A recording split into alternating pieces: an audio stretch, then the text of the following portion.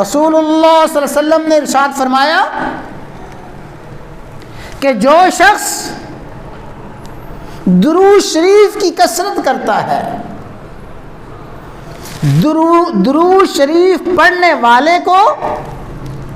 میری سفارش اور میری شفاعت ضرور حاصل ہوگی۔ اور پھر آپ نے صبح شام کے اذکار میں، صبح شام کے اوراد اور وظائف میں یہ بھی فرما دیا، فرمایا جو شخص صبح کے وقت 10 مرتبہ مجھ پہ درود شریف پڑھے گا،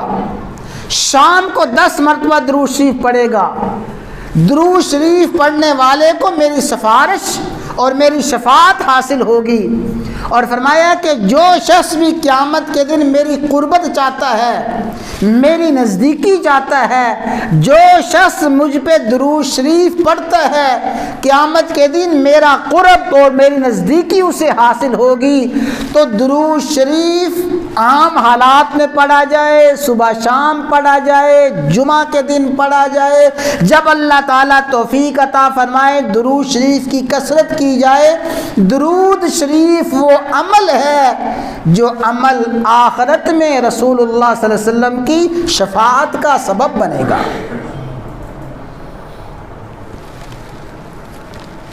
اور بھئی اس کا آسان سا درود شریف کی کثرت کا آسان سا نسخہ یہ ہے کہ جب بھی ہماری زبان پہ آپ کا نام اسم گرامی آئے یا ہمارے سامنے کوئی بھی آپ کا نام اسم گرامی لے تو ایسا ہو ہی نہ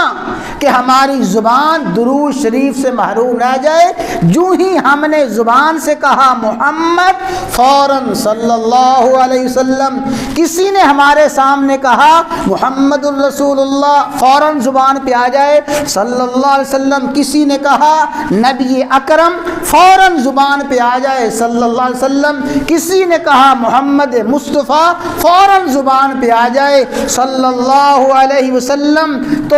آپ کا نامی اسم گرامی ادا کرتے ہوئے، سنتے ہوئے، پڑھتے ہوئے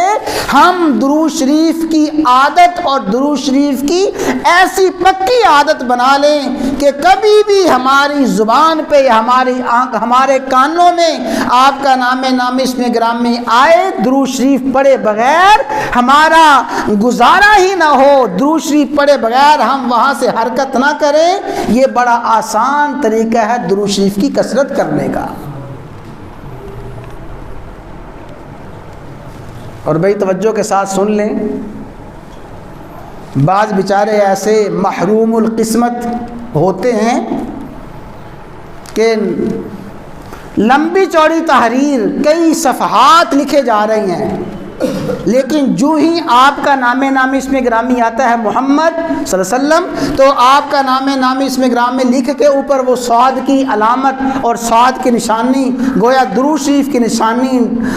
ڈال دی جاتی ہے۔ انتہائی محرومی، انتہائی بدقسمتی کی بات ہے، یہ کوئی درود شریف نہیں ہے۔ تو درود شریف کی کثرت رسول اللہ صلی اللہ علیہ وسلم کی شفاعت کا سبب ہے۔ اور بھائی سنیں،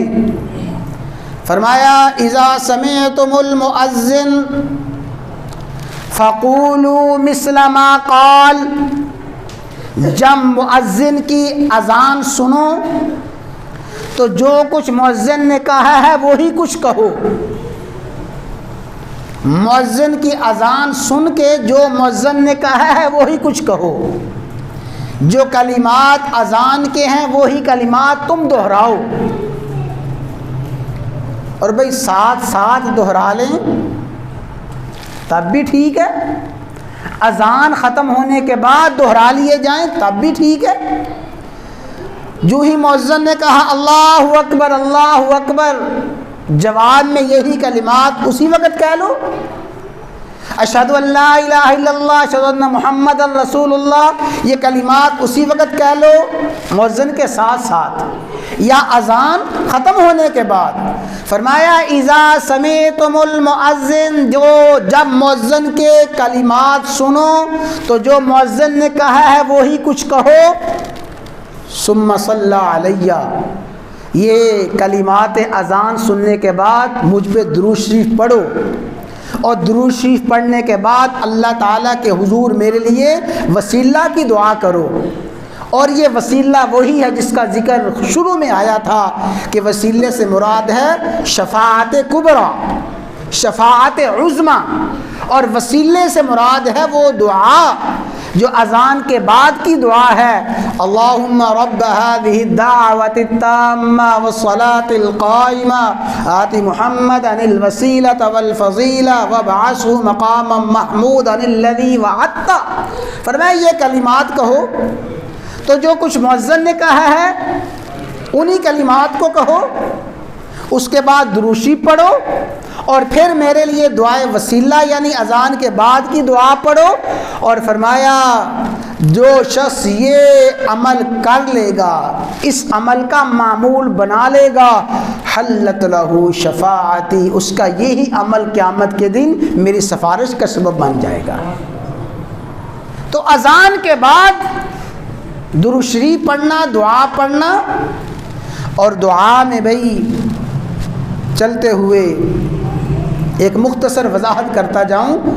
کوشش کریں کہ بھئی دعا جب یاد کریں یا دعا پڑھیں تو کسی مستند حدیث کی کتاب کو سامنے رکھیں، کسی مستند عالم دین کو وہ دعا سکھائیں، اس لیے کہ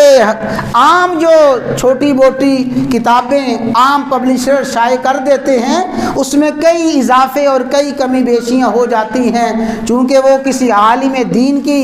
ہاتھ سے لکھے ہوئے یا کسی مستند حدیث کی روشنی میں نہیں ہوتے، تو کئی مرتبہ ان دعاؤں میں اضافہ ہو جاتا ہے، کمی بیشی ہو جاتی ہے۔ تو کسی مستند حدیث کی کتاب سے، کسی مستند عالم دین سے وہ کلمات سنائیں، تو دعا کے کلمات میں بھی یعنی اذان کے بعد کی جو دعا ہے اس کا لحاظ کریں کہ وہ کلمات صحیح احادیث سے ثابت ہوں۔ تو اذان کے بعد درود شریف پڑھنا، دعا پڑھنا، اذان کا جواب دینا، یہ سبب ہے رسول اللہ صلی اللہ علیہ وسلم کی سفارش کا۔ اللہ تعالی ہمیں اس کی توفیق عطا فرمائے۔